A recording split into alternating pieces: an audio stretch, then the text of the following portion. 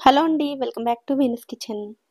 బంగాళదుంప బ్రెడ్ తోటి అప్పటికప్పుడు ఒక 30 నిమిషాల్లో చాలా సింపుల్‌గా స్నాక్స్‌ని ఎలా ప్రిపేర్ చేసుకోవచ్చో ఈరోజు వీడియోలో చూద్దామండి.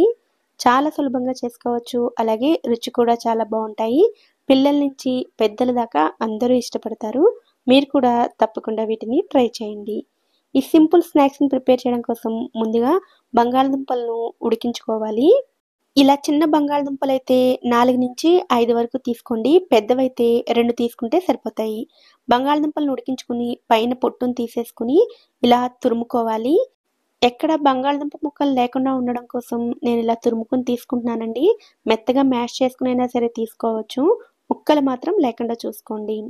ఇలా బంగాళదుంపను తురుముకున్న తర్వాత ఇందులోకి సన్నగా తరిగిన ఒక చిన్న ఉల్లిపాయ ముక్కలు, కారానికి తగినట్లుగా 1-2 పచ్చిమిరపకాయల ముక్కలు, సన్నగా తరిగిన కొత్తిమీర, హాఫ్ టీ స్పూన్ వరకు పసుపు, రుచికి సరిపడా ఉప్పు, 1 టీ స్పూన్ కారం, 1 టీ స్పూన్ ధనియాల పొడి, హాఫ్ టీ స్పూన్ వరకు గరం మసాలాను కూడా వేసుకొని అన్నిటినీ బాగా కలుపుకోవాలి.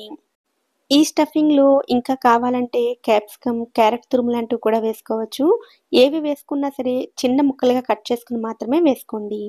ఇలా ఈ బంగాళదుంప ముద్దను రెడీ చేసుకొని పక్కన పెట్టుకోవాలి. ఇప్పుడు ఒక బౌల్‌ని తీసుకొని అందులోకి పావు కప్పు వరకు మైదా పిండిని వేసుకోవాలి. ఇందులోకి కొద్ది కొద్దిగా నీళ్లు పోసుకుంటూ ఉండలు లేకుండా పల్చగా కలుపుకోవాలి. ఇలా కలుపుకోవడానికి అరకప్పు కంటే తక్కువగానే నీళ్లు పడతాయి.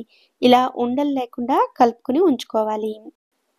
తర్వాత ఒక ప్లేట్‌లోకి బ్రెడ్ క్రమ్స్‌ని తీసుకొని పెట్టుకోండి. బ్రెడ్ క్రమ్స్ రెడీగా ఉంటే ఇలా తీసుకోండి. లేదంటే బ్రెడ్డుల్ని పీసుల కింద చేసుకొని మిక్సీ జార్‌లో వేసుకొని పొడిలా చేసుకొని రెడీ చేసుకోండి. ఈ రెసిపీ చేయడం కోసం నేనిక్కడ 4 మిల్క్ బ్రెడ్‌లని తీసుకున్నానండి. ఇప్పుడు ఒక్కొక్క బ్రెడ్‌ని తీసుకొని ముందుగా రెడీ చేసుకున్న బంగాళదుంప స్టఫింగ్‌ని బ్రెడ్ పైన ఇలా మొత్తం అంతా అప్లై చేసుకోవాలి. అంచుల వరకు ఎక్కడ గ్యాప్స్ లేకుండా ఇలా అప్లై చేసుకోండి. తర్వాత ఇలా వీడియోలో చూపిస్తున్నట్లుగా నైఫ్ తోటి ముక్కలుగా కట్ చేసుకోవాలి. ఈ బంగాళదుంప స్టఫింగ్‌ని నేను ఒకవైపు అప్లై చేసి చూపించాను కదండీ! మీకు నచ్చితే రెండో వైపు కూడా ఇదే విధంగా అప్లై చేసుకోవచ్చు.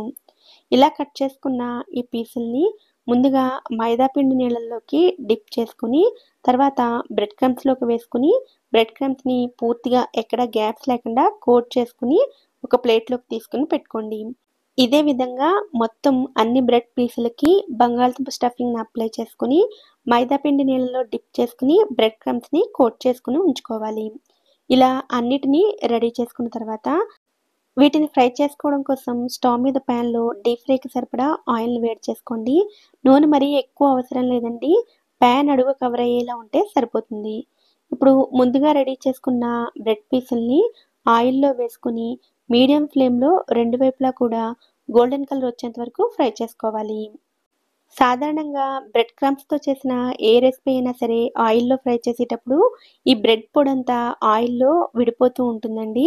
అలా అవ్వకుండా ఉండాలంటే ఈ బ్రెడ్ పీసుల్ని ఒక్క 10 నిమిషాల పాటు ఫ్రీజర్‌లో ఉంచుకొని అప్పుడు ఫ్రై చేసినట్లయితే ఆయిల్‌లో ఫ్రై చేసేటప్పుడు ఈ బ్రెడ్ పొడంతా విడిపోకుండా ఉంటుంది. ఇలా మొత్తం అన్ని బైట్స్‌ని కూడా మంచి కలరొచ్చేంత వరకు ఫ్రై చేసుకొని, టిష్యూ పేపర్‌లోకి తీసుకున్నట్లయితే ఎక్స్‌ట్రా ఆయిల్ ఏమైనా ఉంటే టిష్యూ పేపర్ అబ్జార్బ్ చేసుకుంటుంది. ఇలా ప్రిపేర్ చేసిన ఈ బైట్స్‌ని టమాటా కెచప్‌తో గానీ, లేదా గ్రీన్ చట్నీతో గానీ సర్వ్ చేసుకోవచ్చు. పైన క్రిస్పీగా, లోపల మసాలా బ్రెడ్ స్టఫింగ్‌తో చాలా చాలా రుచిగా ఉంటాయండి. మీరు కూడా తప్పకుండా వీటిని ట్రై చేయండి. ఈ వీడియో కనుక మీకు నచ్చినట్లయితే వీడియోని లైక్ చేసి ఛానెల్‌ని కూడా సబ్స్క్రైబ్ చేసుకోండి. నోటిఫికేషన్స్ మిస్ అవ్వకుండా ఉండడం కోసం పక్కనే ఉండే బెల్ ఐకాన్‌ని కూడా యాక్టివేట్ చేసుకోండి. Thanks for watching.